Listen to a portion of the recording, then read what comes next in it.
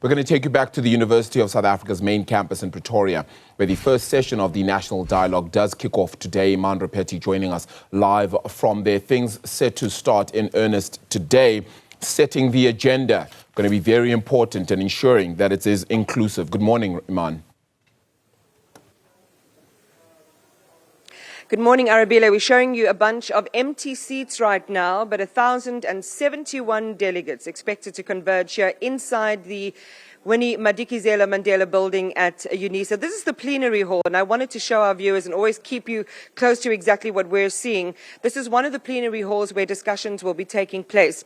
A lesser-known fact, Arabile, for many South Africans might be that we've been here before. We were here in the period between 1990 and 1994 when we launched our very first national dialogue. This was post-apartheid. It was a time when South Africa was racially and politically divided, some might say. Critics might say we still are racially and politically divided in our country, but it did set the scene for our first temporary constitution. It set the scene for consultation across the country, and even though the criticism then, as it is now, is that it was an elite-driven process, it still managed to get together civil society, religious organizations, in a conversation that would essentially tool out the roadmap to South Africa's democracy. And we all know it led to our first elections, that magical moment in 1994. It also led to the formation of what we now know to be the IEC. So a bunch of major things happened then. And I wonder if this moment foreshadows the possibility of major milestones for South Africa going forward. And the people who know much more about this than we do are members of the National Convening Committee. And I'm joined by Shakira, Qwabe, and Mazibuko, Jara, who are joining me this morning. I know I'm keeping you a little bit from your duties because even though things are quiet where we are, it's going to be a hectic day. Welcome to the both of you. Thanks for talking to us. We know that you both, in your individual capacities, have very strong views about what we're about to embark on the National Convention. I think, Mazibuko, maybe I'll start with you. Just on the numbers, what is expected to unfold today, a little bit about the program. I know that it feels like the plane is being built as we're flying, or the tracks are being laid down as the train has left the station. Is it organized? Are we going to have a smooth program today? We make the path as we walk. This is the approach of the Organising Committee. We're expecting more than 1,000 delegates coming from all provinces, representing more than 30 sectors, women, labor, youth, and so on. Also importantly, we've got representatives of Khoi and San communities participating as well. The program is very exciting. We will start with a welcome from Professor Lingabula of UNISA. That will be followed by speakers from communities, the Unemployed People's Movement, the Development Action Group, setting the scene. After that, the Eminent Persons Group will also speak. And then after that, President Ramaphosa will speak to open the convention. And then after that, we've got a whole day of commissions, but we're calling them dialogue labs, where we are modeling what the dialogue could look like in communities. All right, so Shakira, let's lean into that. Some people have conflated the national dialogue and this national convention. They're two very separate things. Essentially, what we're going to be doing is setting the scene for how those dialogues will take place in communities right across the country. Mazibuko used an important word, citizen-led. It's lovely to hear that citizens will be opening the process today. So very quickly, high level, talk to us about that pilot project, how you're going to iron out some of the modalities around how you actually conduct a national dialogue that is authentic and represents the voice of the people. Thank you so much, Iman. I think it's very important for people to understand that the main job of this national convention that is taking place over the weekend is literally for us to test the frameworks and methodologies that are going to be used, of course, to roll out the real national dialogue that is citizen-led. And one of the other important things of this convention, of course, is to ratify, select the steering committee, who are then going to help roll out the real national dialogue to ward by ward, various rural areas and stuff. Hence, as Mazibuko pointed out, the people that are going to be part of this convention today is made up of a very wide spectrum of representatives from all over South Africa, over 30+ sectors, to help us really shape and frame how the real People's National Dialogue, the citizen-led People's Dialogue, is going to happen for a few months all over the country. And I think it's very important that people understand that this weekend's convention is just there to set the tone and launch the Real People's National Dialogue. So essentially, Mazibuko, it is about creating this framework, operational framework that will deliver a successful national dialogue.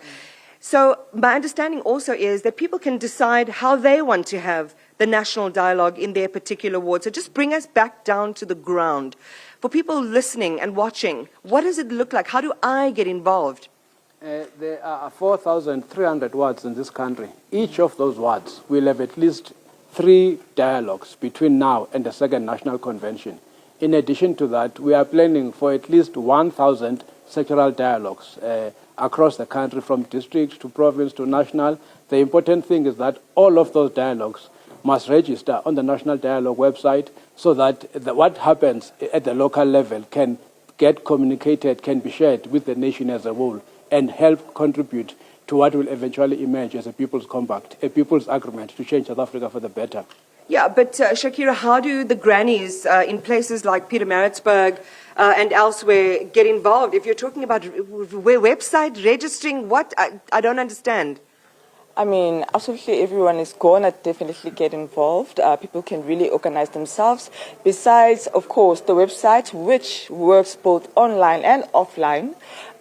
We are, of course, making contingencies. It's one of the national conventions things that we're supposed to do to ensure full participation of all South Africans, even people in the rural areas without network, without electricity. We are trying to ensure that they also can participate.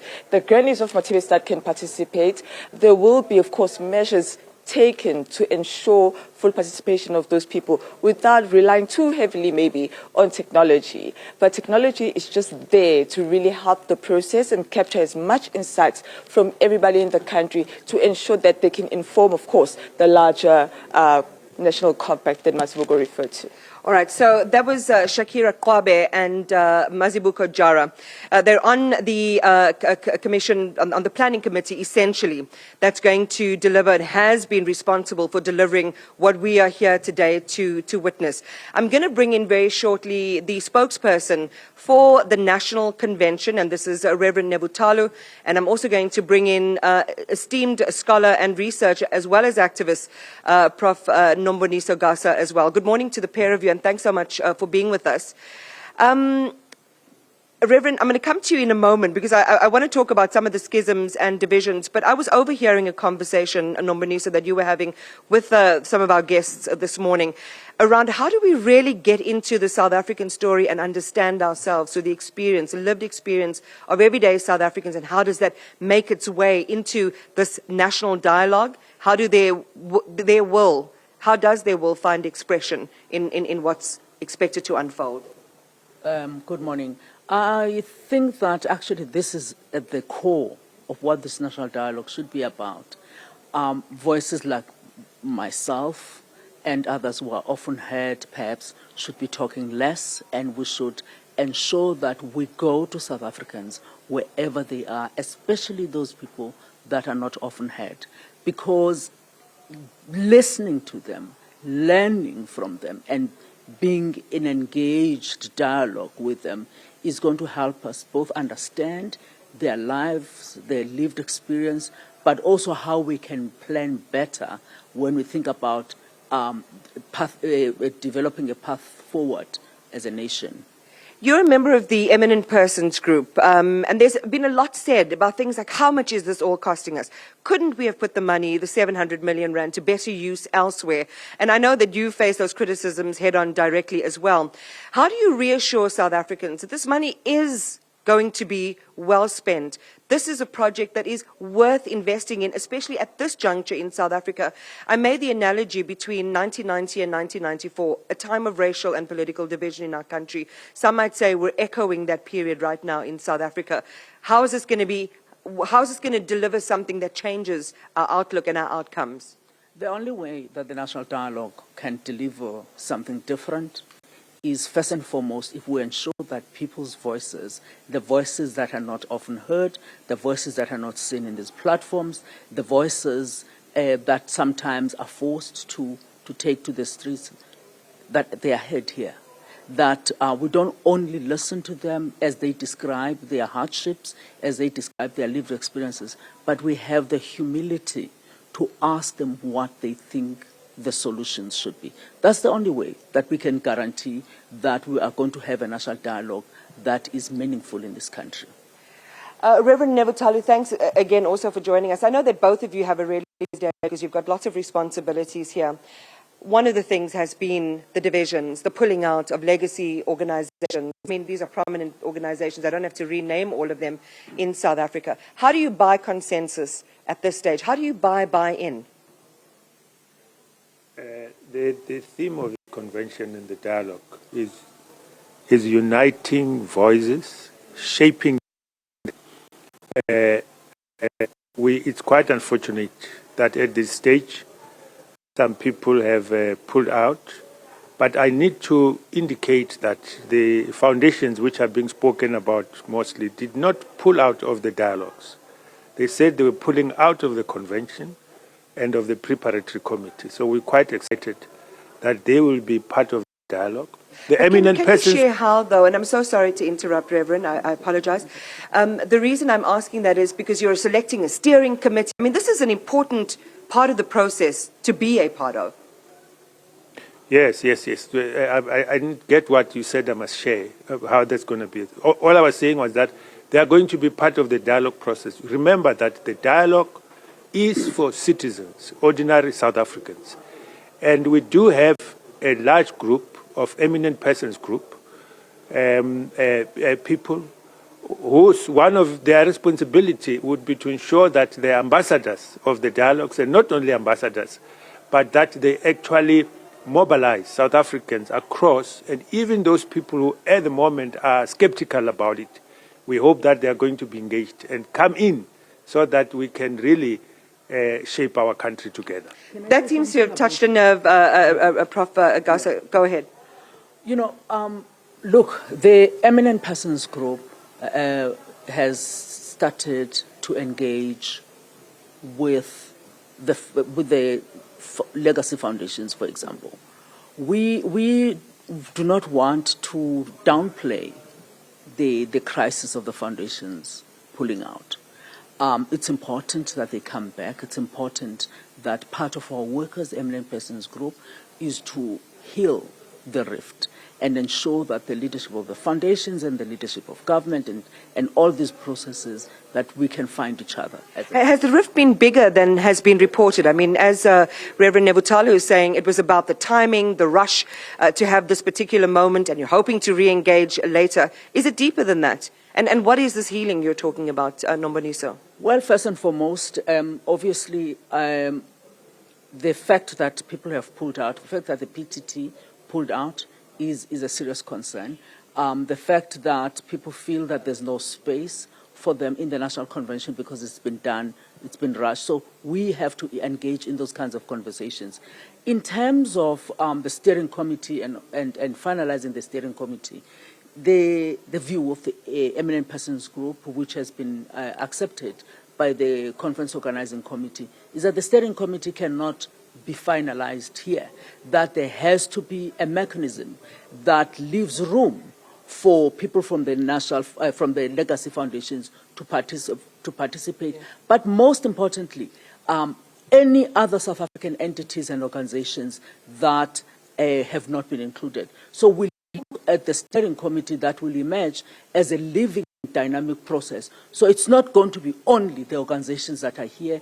And I want to reiterate again that the Eminent Persons Group is engaged in a process where we can bring the foundations back, we can invite and ensure that the political parties that are not part of the process, that they are being brought in, and any other social movements and organizations of South Africans, especially or at grassroots level, that people are part of. This has got to be the national dialogue, both in form and in substance. I'll give you a quick final word, Reverend. We also talked about the political parties. They have strong bases, the EFF, the DA. They represent a wide demographic, and they've boycotted or opted out. How do you get them to opt back in? Well, I think she has just responded to that, because that's really the task of the Eminent Persons Group.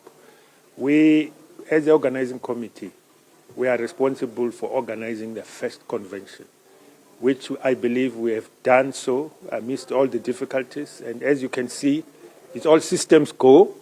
And, There's even gift bags. And not yes, not every South African is going to be here because it's not possible. But the people who are here are citizens. And we believe that the engagements that are going to happen today will kickstart the citizens' dialogues, which are going to be happening in communities. And no one is going to be left behind. So it's going to be an every inclusive... South African will have the opportunity. It's going to be an to have inclusive their process. voices Yes, heard. thank you. Reverend Nevhutalu, Nomboniso, Gasa, thank you for talking to us and sharing your perspectives. Really do appreciate it. Thank you. All right. Again, one of the biggest concerns is, are we going to hear the voice of the citizens? An unequivocal yes, indeed. And in fact, as you heard from Mazibuko, Jara earlier, they will be actually opening the official proceedings here today.